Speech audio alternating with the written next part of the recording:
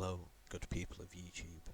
Today I wanted to make a video about a game which I consider the best of all time. That game is Disco Elysium. I've watched a lot of videos over the years with deep academic analysis about the political aspects of the game, which I will touch on briefly later. I mean, it is a very political game after all. But I wanted to focus on how the game is special to me and in relation to the countless RPGs I have played over the years. The writing of Disco Elysium has been meticulously crafted in which every conversation can lead to somewhere meaningful. You can accidentally slip on a vital clue to solving the murder case, the overall main goal of the game. Or you can share a poignant moment with an NPC in the overt hostility of Revachol. Every moment in this game occurs because of player choice. I know arguments can be made to say there is still a limited pool of choices a player can pick from, but it's the freedom of where these unexpected dialogues can lead to. Many RPGs such as the Elder Scrolls, Fallout or Witcher series still have three choice patterns you could always choose from. The good answer, the bad answer, and the middle ground answer, to put it bluntly. Please allow me to elaborate on this. In series such as those mentioned above, the player always directly knows what the outcome will be, as the path they have chosen. For example, in Fallout 3 an important choice can be made whether the player can choose to arm the bomb or to save the town.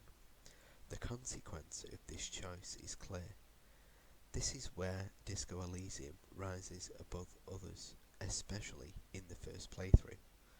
The player is never entirely sure what option they pick from will lead to, which leaves the ever-elusive mystery of Disco Elysium enticing, wanting the player to delve deeper into its world.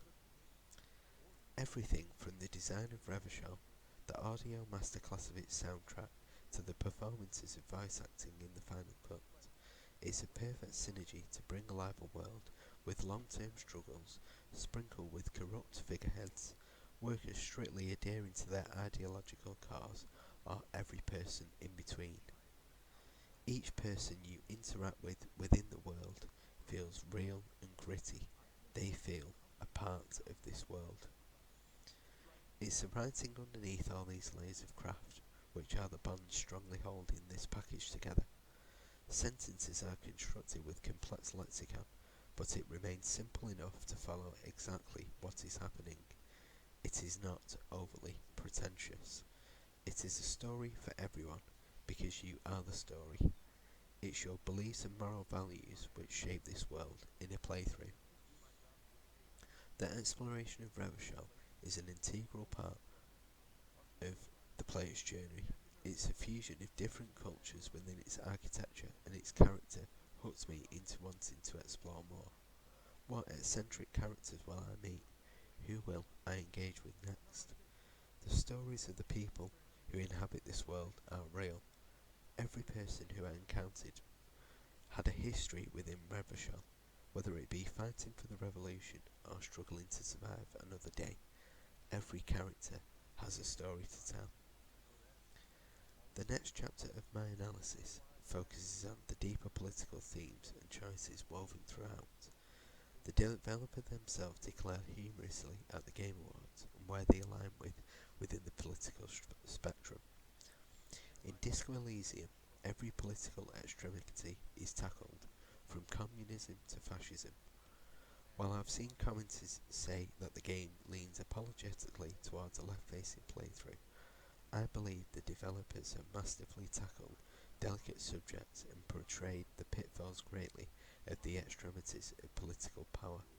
Above all, I believe without empathy for the fellow person and an understanding of human nature, many political ideas fall flat if they involve aggressive authoritarianism, which I believe the developers illustrate the errors of each political ideology and where this has led to in the world of Revachol and its wider world.